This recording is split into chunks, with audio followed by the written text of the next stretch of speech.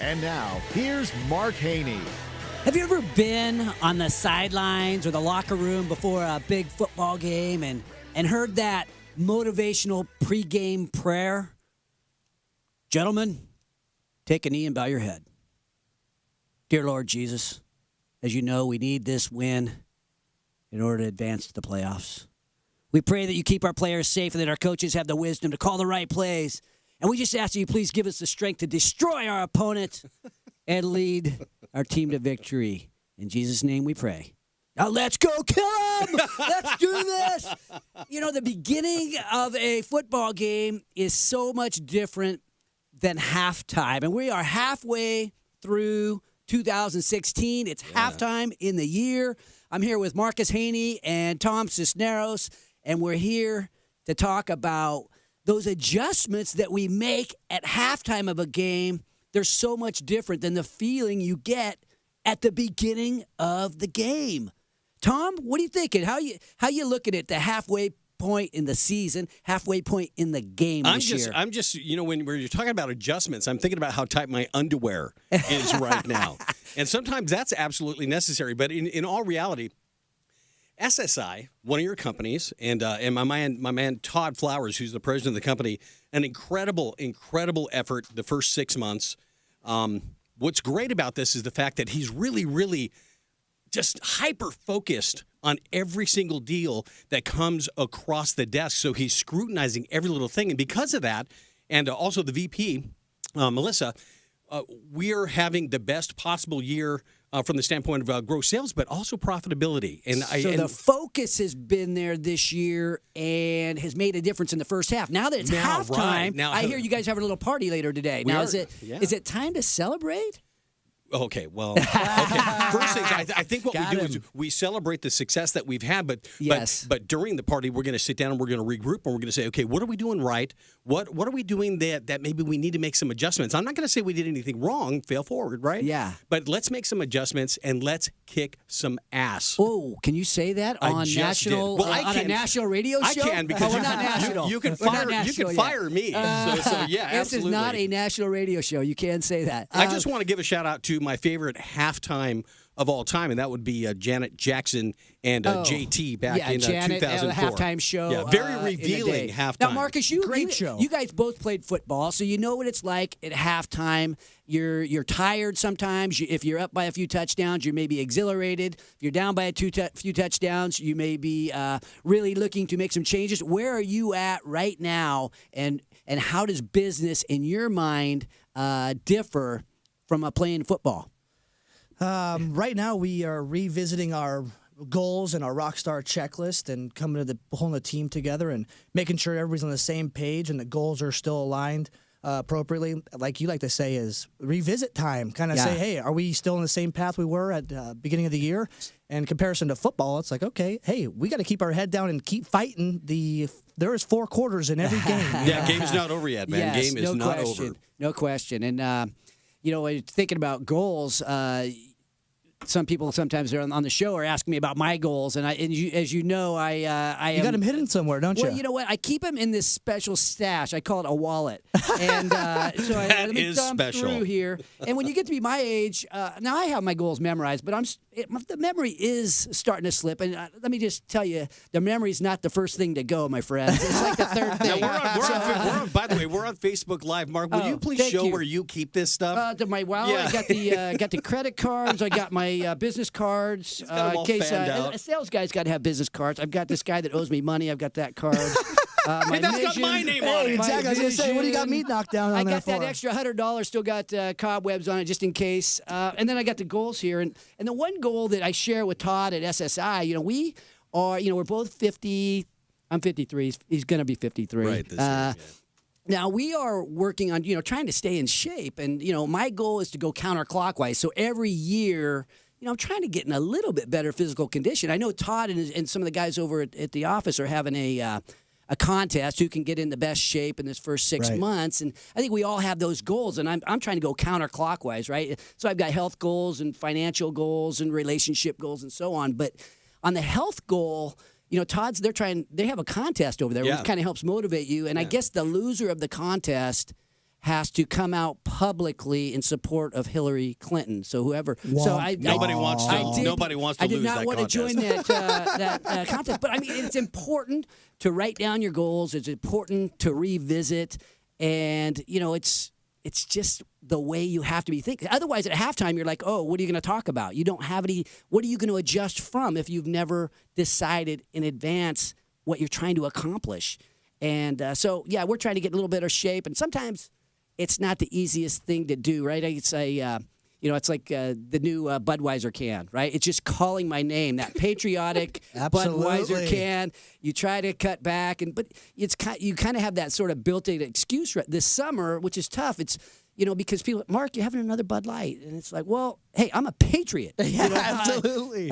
Red, white, and blue. Red, white, and blue. Light, isn't and it? yeah, so today, coming up in the show, we're going to be talking halftime adjustments with some of the best quarterbacks in the Sacramento business community. Amen. We will meet Kevin Ham, the founder and CEO of the telemedicine enterprise Cura MD. But after the break, get ready to chill out with air conditioner icon Frank Wagoner, the co-founder and CEO of L&H Airco. This is Entrepreneurs Unlimited on Facebook Live, broadcasting from Sports 1140 KHTK, streaming live podcast and YouTube at HaneyBiz.com. All right, welcome back. We are here with Frank Wagoner, the co-founder and CEO of L&H Airco. How you doing today, Frank? We're doing just fine, Mark. Thank you. Thank you for coming down on a Saturday, joining us this morning, talking a little entrepreneurship. You got a little experience in that realm. Well, just a little bit, one day at a time. One day at a time. Now, how long has L&H Airco been in operation? 48 years. That's it? Yeah. Okay, and you were one of the guys that started that thing. How did you get started? You must have been like about 4 years old. You started when you were a baby? Actually, I was 5, and I was put up for adoption. Okay. And they adopted me, so that's where I've been. Most guys, I've been doing this radio show. We're coming up on a year, and a lot of guys are nervous before they come on the show. We kind of talked about that. I don't think you don't have. Do you still get nervous at this age? What's nervous? All right, tell us.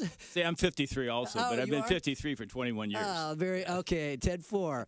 Tell us about L&H. You guys have built quite an enterprise over there. We have. We're an energy management company.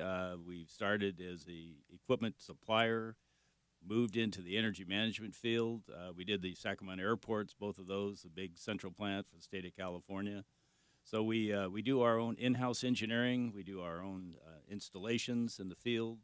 So that's part of what we do. The other part is promoting some proprietary equipment for hospital, acquired infections, and also for a new air conditioning system out of Australia. Wow, so you do the big enterprise level air conditioning. That's correct. We don't do the installs of air conditioning. We do the installs for controls. Okay, and then you market your product through resellers or through installation companies? The air conditioning equipment we do, the controls we market and do the turnkey installations ourselves. Okay, great.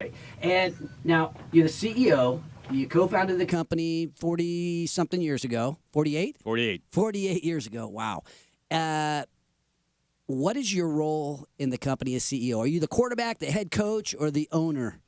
I'm one of the employees. Okay. I work for my employees. We're, everybody sells. We're a sales organization.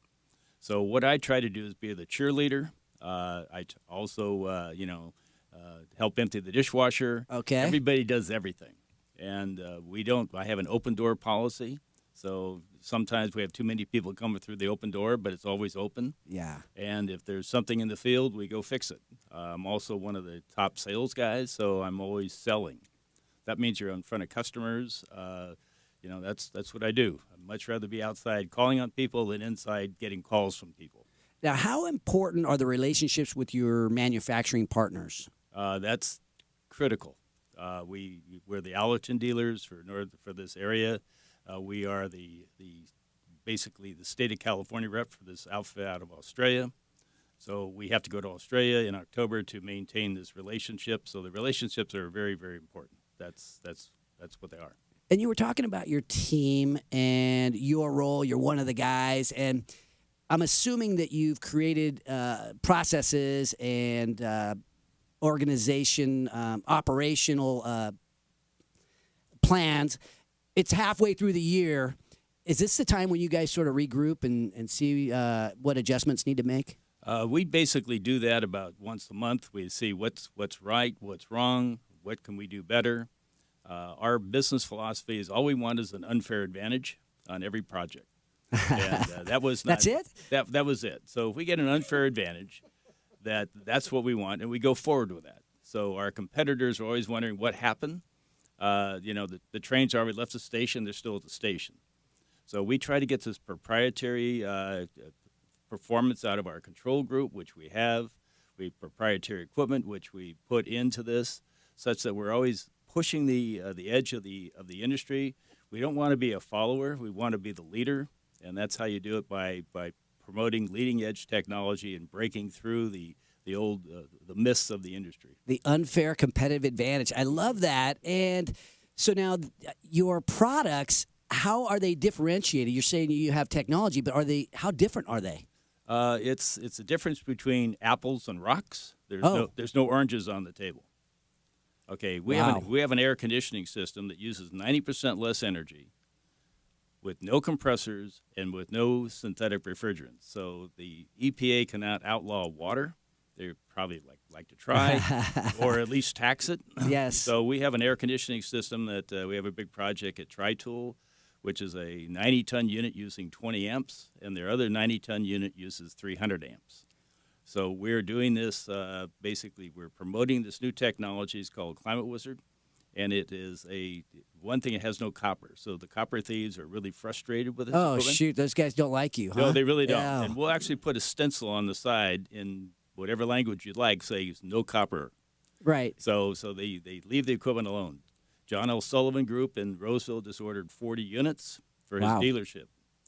We just finished a big job at BMW in Roseville for cooling their entire plant using only water as refrigerant. That's amazing that that must be so much better for the environment. Oh, totally, because the EPA is ruling against all refrigerants, so we don't have refrigerants. And it's a very unique system, 15 years of development, 10 years of testing in Australia, and we are the leader in the world now for this equipment. We sell more than anybody else. Now, you built a successful business. How many employees do you have, by the way? Friday we had 85. So you have 85 employees. You've been around for 48 years. You must have run into some major challenges in that 48 years. What have you had to overcome? The economy. Oh, yeah. See, so it's changed how many times since then? I mean, well, in 1985 there was one employee, and he's sitting in front of you right now. Okay. So what we developed a strategy called "We will not participate in a recession." You can have all the recessions you want. We're not in it. We'll find other avenues to continue our business practices, keep hiring employees, and basically moving the ball down the field, even during halftime. So you say in 1985 you had one employee, Me. And so you've been able to kind of act as like an accordion to shrink the size of the company or the size of the labor force in relationship to what the economy's doing. Correct. How do you do that? Very carefully. Okay. Yeah, because you want shrinking is one thing, but growing is something else. So you want to have employees that are dedicated and hardworking, that don't mind 70-hour weeks and working on Saturdays and Sundays, and that's how we grow the business. Our philosophy is we will spoil the customer. I have no clue what your expectations are, so we don't try to exceed those because I don't know what they are. So we try to do something to spoil the customer. Huh. It's like the old IBM sales guy. We'll do something, we'll fall in love with you. Yeah. That's what we do. We have somebody actually answers the phone when you call, and they are actually not a robot. Somebody actually will respond to your call, and we don't put you on voicemail. We actually talk to you. Wow, what a concept when today's business climate is full of automation and impersonalization. You guys are doing everything kind of the old-fashioned way. Well, that's sort of the way it has to be because, we don't send out faxes. We don't send out emails. Well, actually, if we have bad news, we're going to drive to see you. Yeah. And so we try to be the old school philosophy that everybody sells and everybody's informed. And if you need us, we will be there. We get calls on a Friday night for a school layout. We forgot to call you. We need it Monday morning at 9 o'clock. they'll have it by Monday morning at 9 o'clock. We just come and get it done. And you started off with 4 business partners, and now what does the ownership structure look like? Well, I have one other partner, so that ownership is 55-45. But we're bringing in a younger group of employees right now, and they're in the process of gaining ownership. And how does that ownership affect their motivation level and their buy-in to the concept?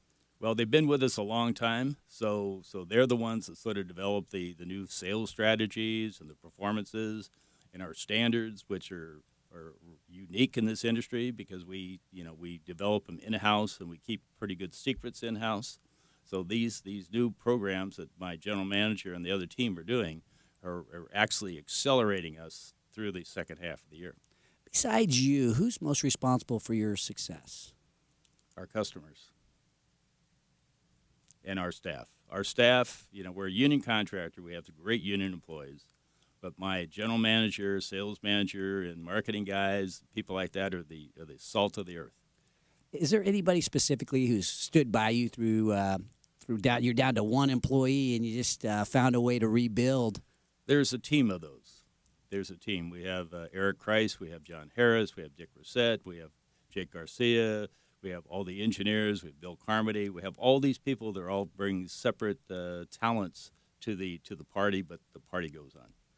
And just thinking about, there's younger guys that are in the process of starting something, and you've seen the ups and downs, and more business partners have fallen to the side, or you've separated. Now you're in this relaunch mode with a new group of guys. Any advice to young entrepreneurs who are just starting out? Stay focused, and there's always basically roadblocks. Hurdle over them. Don't try to go up and see if I can climb it. Hurdle them, and don't let the bureaucrats get in the way. Don't accept no for an answer. Remember, the sales begins when the customer says no. So it's all about selling and bringing value to the equation. What do you mean when the customer says no? Well, you probably haven't done your job. You've laid out a value for him, and he says, "I don't think I want to do that." Well, if you're going to spend $4,000 or $5,000 a month on energy, and I can save 90% of that, did you want to start saving that this month or a year from now? So you can bring them back into the equation by bringing some value to the situation. So in other words, okay, I'm trying to understand this. So if a customer says no, you look internally to understand how you didn't propose it correctly? Correct. Okay. So then you start a different venue. You don't want to bug them, but you want to inform them. And a lot of times it's just they're just not informed as to what you're talking about. So you try to phrase it in a manner that they do understand. And then all of a sudden their emotional buy-in and they say yes. You're a few years older than me, it sounds like, and I'm amazed, Frank, with your energy level, and I wonder where that comes from. How do you have that kind of energy? You're quick-witted. You're in the game. You still are in the trenches of your business. How do you have that energy level? It's just the way I was raised. I mean, you just never say no. You still, one of my hobbies years ago was a firefighter. Okay. So I purchased some fire engines at an auction, restored them all. Now, what do I do with them? So I started a fire department. And the fire department is still very active today. You started a fire department. Started a fire department. Okay. And we had 15 firefighters. We went on 300 calls a year, and we did that for about 20 years. And then other business things, I sort of had to move away from it. And so we have the fire station still on my property. I still have 3 fire engines on my own, which are fully operational. Is that up in Newcastle? Yeah. Okay. That's on your property? That's on my property. Okay. So, yes. So that was sort of a hobby that turned into a full-time job that turned back to a hobby. So you knew a lot about firefighting then as well? Yes, I did. Okay. So it doesn't seem like firefighting and the air conditioning business have that much commonality. Well, we're always dealing with heat. Oh, I see. So you're still involved with the fire department? Well, as an advisor only. the station's still on my property. I still have fire engines. My youngest son's a firefighter, paramedic, and so I'm still very interested in it. It's more of a hobby, sort of in a 10,000 foot level than in pulling hoses. So, just as we wrap up, I think this is the first time we've had anybody who on the show in our first year that has ever started a fire department and built a very successful business. What's the future look like at this point for Frank Wegner? Frank is going to stay employed because unemployment is not really a feature for me. I have a very, very active wife. The fact is she's pulling apart the bathroom as we now speak. So we're going to have to go buy some tile today. All right. And so my future is to stay within the company, let the younger guys sort of run the day-to-day, and I'm going to be out climbing ladders, looking at air conditioning equipment, and having fun. I love it. This is great. Thank you very much, Frank Wegner, the co-founder and CEO of L&H Airco. Coming up at the show, you're going to meet Kevin Ham, the founder and CEO of the telemedicine enterprise, Cura MD. This is Entrepreneurs Unlimited on Facebook Live, broadcasting from Sports 1140 KHTK, streaming live podcast and YouTube at haneybiz.com. Welcome back. We have Kevin Ham, the founder and CEO of the telemedicine enterprise, Cura MD. How you doing today, Kevin? I'm doing fantastic. Thank you. Thank Getting you. better too. Getting better now. You weren't sick, were you? No. You're just glad to be here. No, I'm just saying fantastic and still getting better. That's every day. Now you were saying you were out of town. You just got back into town. Where'd you go? Well, some of it was fun. I was in Maui and then nice. on Yeah, to I can Texas. tell you got a little tan. Yeah, the town is Texas though. So okay. yeah, no. Well, welcome to the show. Appreciate you joining us on a Saturday morning. And tell us about Cura MD. Okay, Cura MD is a telemedicine company, but really we're about solutions that go far beyond just being able to have a doctor available 24/7 for a typical group health type of a situation. We are going to the commercial markets, and we can do something that nobody else has done or even tackled in the telemedicine industry, and that is really putting together a team of physicians in the occupational medicine side so that on the workers' comp, we've found that we can reduce the cost of workers' comp by 70%. Oh, wow. So is much of your business related to work injury? Well, it is, and I would just say that's a differentiator. Now, in the group health space, being able to provide telemedicine services, I find not to have great differentiation. Now, I mean, it is unique. It is a different model, obviously, to be able to handle things through telemedicine. But what I'm going to say is my competitors in the telemedicine space they're looking for doctors who can diagnose and prescribe. Well, I don't see a huge differentiation there, but the workers' comp space is very different. Now you're dealing with a med-legal environment where a lot of people want to know what's going on. If you're the Warriors and Steph Curry is out, obviously you want to know when is Steph going to be back. You bet. That is really what employers face. And the problem on workers' comp traditionally is that the same injury, if you tear an ACL or a rotator cuff injury, it's actually, this is an interesting fact, if you do it on the ski slopes, you're going to recover twice as fast as if you do it at work. Now obviously, that's a joke. There's nothing medically that causes that. So if you step out of a UPS truck and twist your knee, you're going to be out twice as long as if you're going down the ski slope and screw up the knee. That's absolutely right. And of course, we know what happens. That's really the system. The system is built, and when an injured worker is passed from doctor to doctor, from an ortho to a specialist to a surgeon, and then back to somebody else for follow-up care, really you're stuck with this thing that your patient is your injured worker is better when the doctor says your injured worker is better. So if I'm I'm an employee, I get hurt on the job, mess up my knee, and I don't go to a regular doctor face-to-face. I call you on the phone and you diagnose my ACL over the phone? Certainly not telephonic, okay. But what I will tell you is, first of all, the telephone call may come in because that's a typical way people report an injury, but we'll immediately transfer you to an audio-visual connection.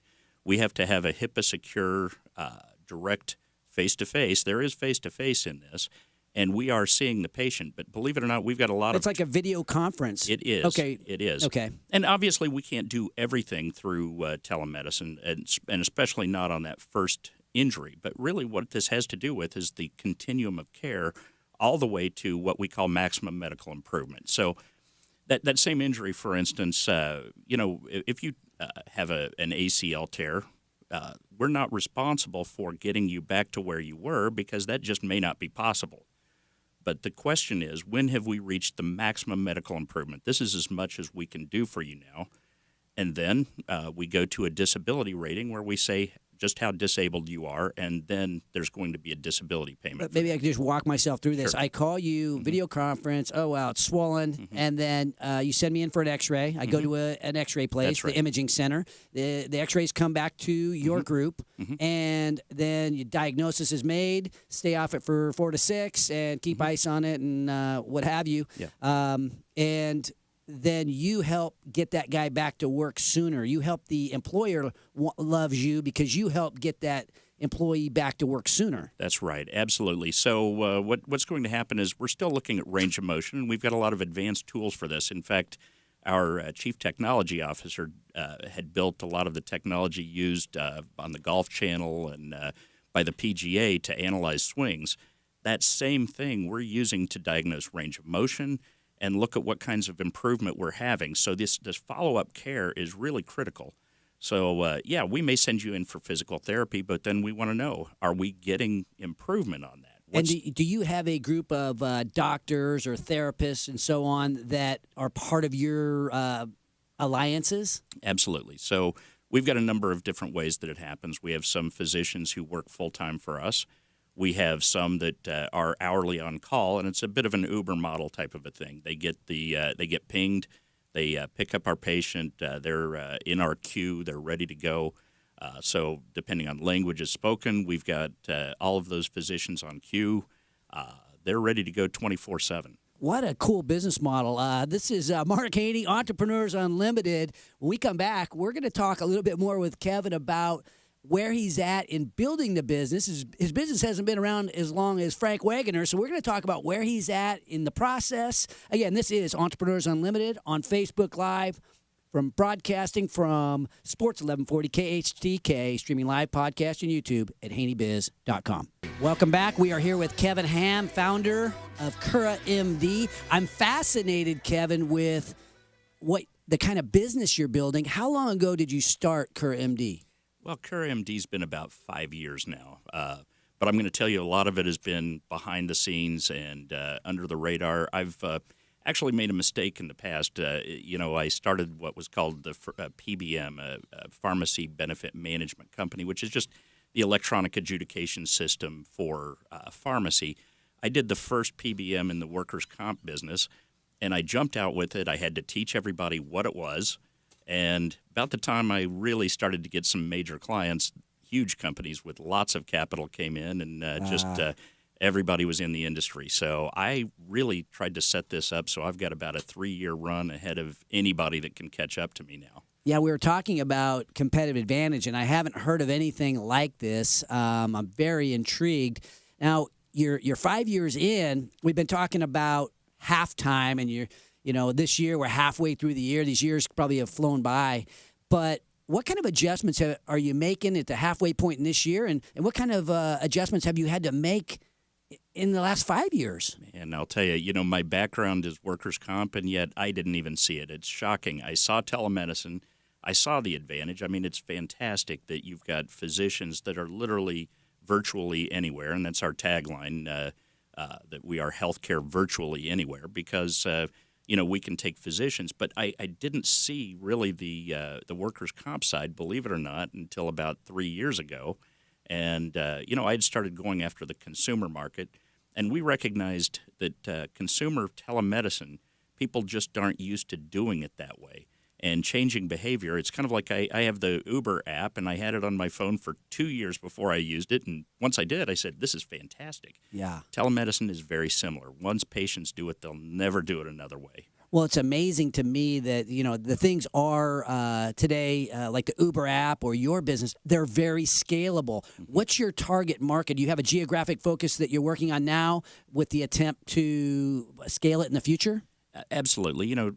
California's home, and California is actually 33% of all workers' comp in the United States. Wow. So we've really, we can keep very busy. It's like here. 10% of the, that's amazing. 33% of the workers' comps here in California? In California, at least the expense and cost, which isn't a good thing. I mean, and I think I just mentioned off air, I was involved in a lot of the workers' comp reform committees, SB 899, which was Schwarzenegger's first attempt to curb the workers' comp costs in California. And I recognized then that the key to all of our workers' comp costs are the physicians themselves.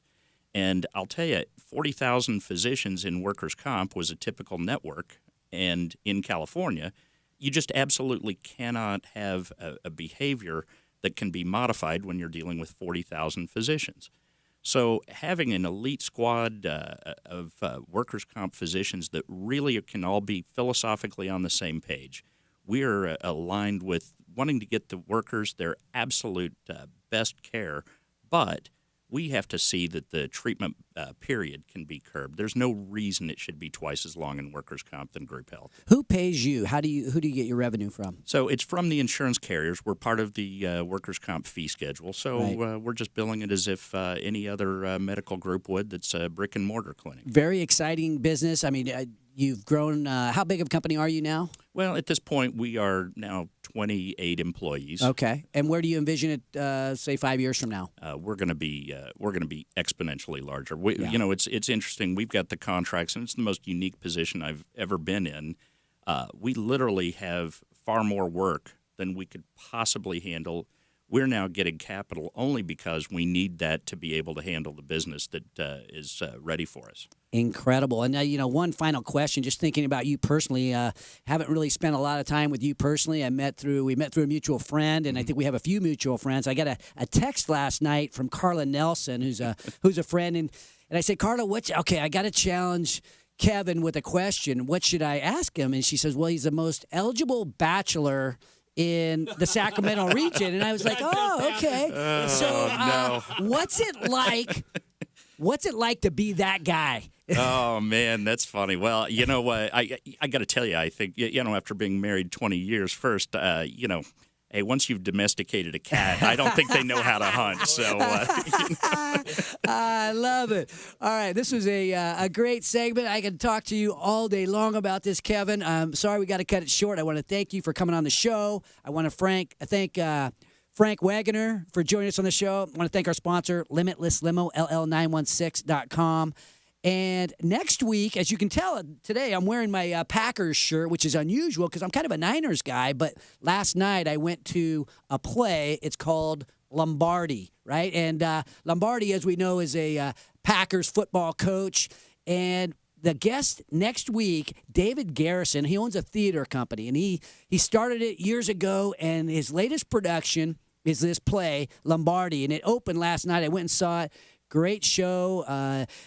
David's little brother, Michael Garrison, is in the show. He's a pro football player. It's a pretty cool show. It's over there at La Sierra High School. So anyway, he'll be on the show next week along with John Bedrosic of Homezada, and he started a company that is going gangbusters as well. So anyway, been a great show. Thank you very much, Kevin. In a minute, we will have some closing thoughts about reaching our goals and the halftime adjustments that we all need to consider. This is Entrepreneurs Unlimited on Facebook Live, broadcasting from Sports 1140, KHTK, streaming live podcast on YouTube at HaneyBiz.com.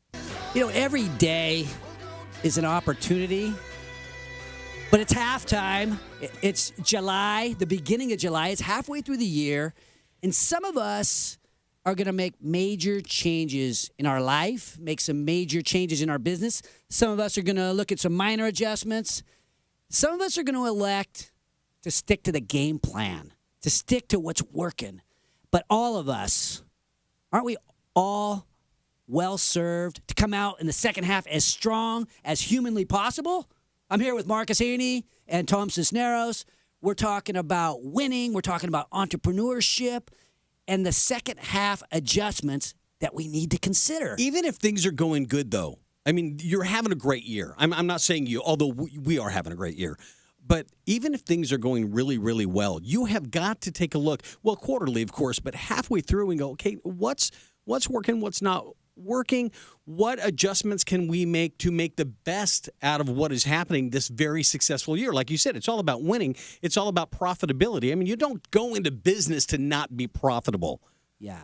I mean, so you got to make these adjustments. You have to be realistic. You got to be able to look in the mirror and say, okay, these things aren't working, man. We've got to make these adjustments in order to save face with the employees, ourselves, shareholders, if that's the case. There's a responsibility. Yeah. There's a responsibility. And so often I think we look at, it's the second half of the year. We're up by a couple touchdowns. Let's just kind of play the game. Maybe you get complacent. But you don't get better if you come out and go through the motions. Hey, let's just put in the second team. Let's not worry about it.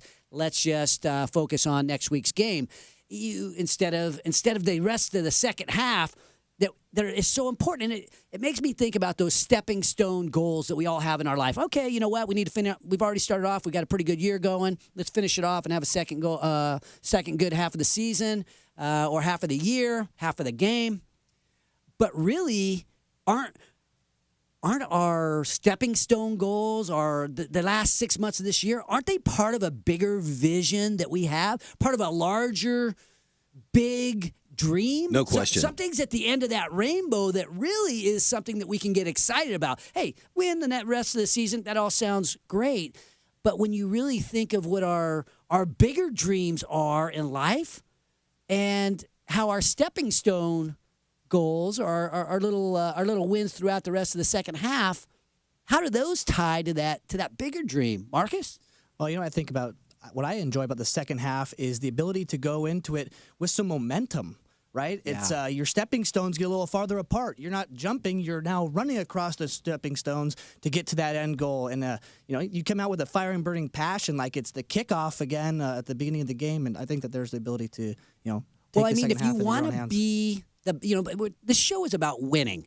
And as entrepreneurs, we're trying to do something different. We talk about competitive advantage today. And, Frank was kind enough to share my thoughts on unfair competitive advantage. If you create if you have a play that nobody can stop, you keep running that play. Give Am it I to right? Reichart, right? Yeah, you give it to that guy. If they're not going to stop that play, you run that. And next thing you know, maybe you've built something that nobody can stop because you've focused to that level. Now, Tom, you were a world-class skier, right? You were a great skier. Am I right? And you had dreams of doing... I wanted to be an Olympian, yeah. Yeah. And now put us in that mindset for a minute. And in order to become that world-class athlete, I mean, you battled injuries. You did there was times when you kind of had to just regroup. And why am I doing this? How did you achieve those heights and that motivation? It's an excellent question. And I think that the nature of being an entrepreneur, you've got to have that mentality, right? You want to win. You want to be a winner. You want to succeed.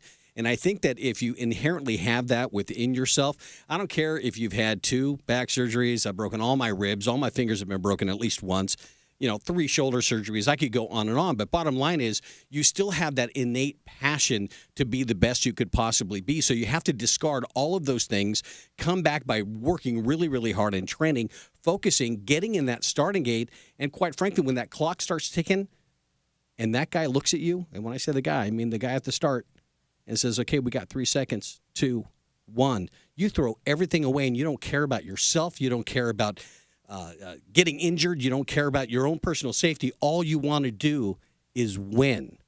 And isn't that the case? We're talking about football, right? Yeah. Earlier we were talking about football. I mean, you get to halftime and you're ahead by 2, 3 touchdowns.